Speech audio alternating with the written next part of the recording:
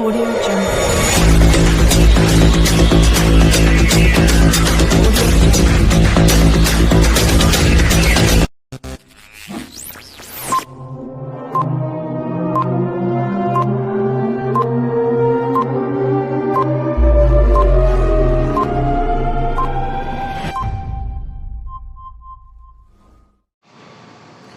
अधूरा सच बता के यहाँ अधूरा सच बता के यहाँ गुनाहों को अपने इंसान छुपाता है।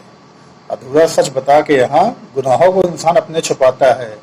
इल्जाम दूसरों को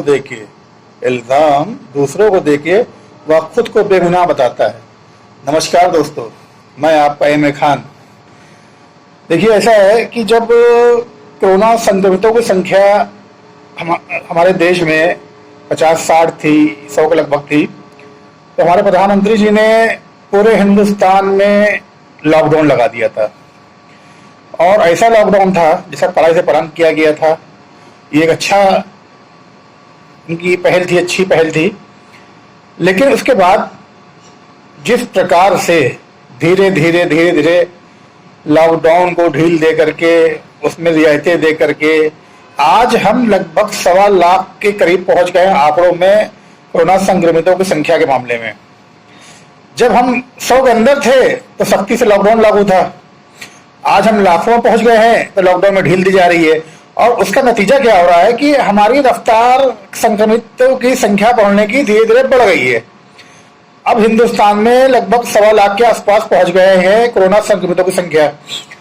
और शुरुआत में जब हम सैकड़ों में थे तो इतनी सख्ती थी कि किसी को बाहर निकलने पर पुलिस वाले लाठियों से मारते थे। मजदूरों को मारा गया, जिसपे जो दिख गया उसको पीटा गया, सख्ती से पालन किया गया। लेकिन आज इतनी ढील दे दी गई है जिसकी कोई इंतहा नहीं है। तो ये तो मेरे ख्याल से बिल्कुल अधूरा ज्ञान जैसा काम हो गया है। ये लॉकडाउन मेरे हिसाब से अब फेल होने का कगार पर पहुंच गया है, जिस हिसाब से संक्रमितों की संख्या बढ़ रही है। और ये एक बहुत दुर्भाग्यपूर्ण बात है। ये आपको कुछ वीडियो दिखाते हैं जो आपको मेरी बात को समझाने में सहायता करेंगे। आइए देखते हैं।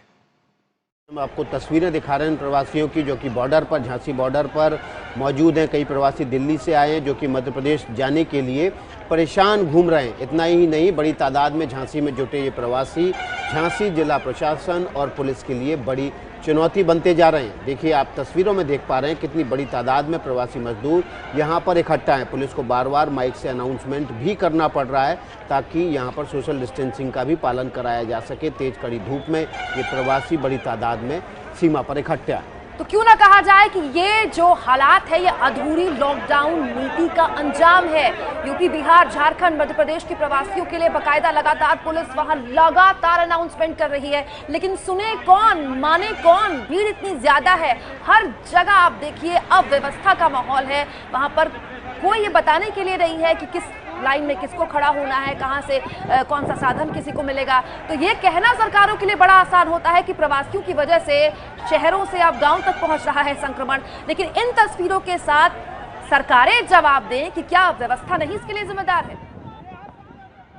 देखिए, तस्वीरें हम आपको फिर से दिखा रहे हैं। इसमें यूपी के अलग अलग हिस्सों के साथ ही बिहार जाने वाली की भी बड़ी तादाद है। इतनी बड़ी भीड़ जुटी है कि सोशल डिस्टेंसिंग के नियमों की यहाँ धज्जियाँ उड़ा दी गई हैं। ये तस्वीरें आपको झांसी के नज़दीक ललितपुर से हैं। ललितपुर भी उत्तर प्रदेश में ही आता है और यहाँ पर भी मध्य प्रदेश के बॉर्डर के नज़दीक ये लोग इकट्ठा हैं। यूपी के ललितपुर में ऐसा लग रहा है मानो प्रवासियों का मेला लगा हो। इन प्रवासियों को मध्य प्रदेश से बसों में बॉर्डर पर लाकर यहाँ छोड़ दिया गया। इसके बाद ये आगे कैसे जाएंगे, कौन इनको पहुंचाएगा, इनके जिलों में क्वारंटीन की क्या सुविधा होगी, कोई बताने वाला नहीं। आप देखिए, एक राज्य से दूसरे राज्य में टोपी ट्रांसफर का काम ऐसे होता है कि एक राज्य से बसें दूसरे राज्य में जाने वाले प्रवासियों को उनके बॉर्डर तक छोड़ देती है। बाकी जिम्मेदारी वो राज्य सरकार खुद उठाए।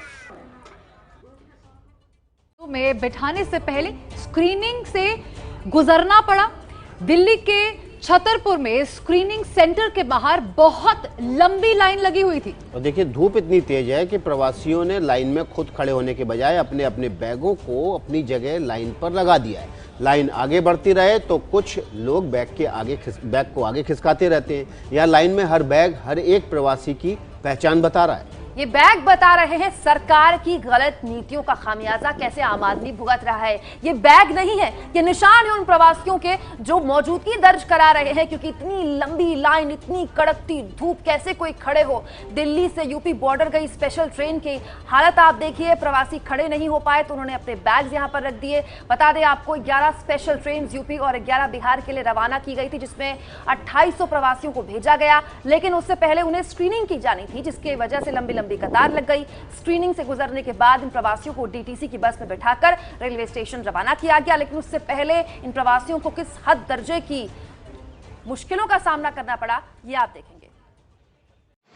देखा आपने किस प्रकार से झांसी में, ललितपुर में, दिल्ली में प्रवासी भारतीयों को किस प्रकार कष्ट हो रहा है, किस प्रकार भीड़ लगी, ऐसा लग रहा है मानो मेला लगा हुआ है।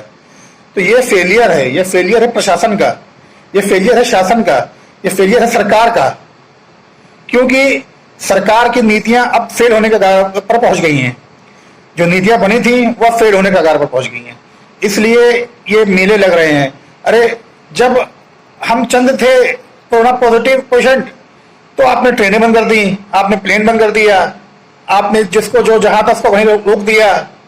काफी मसले इस पे खड़े हुए, इल्जाम लगे लोगों पर, आरोप प्रत्यारोप का दौर चला।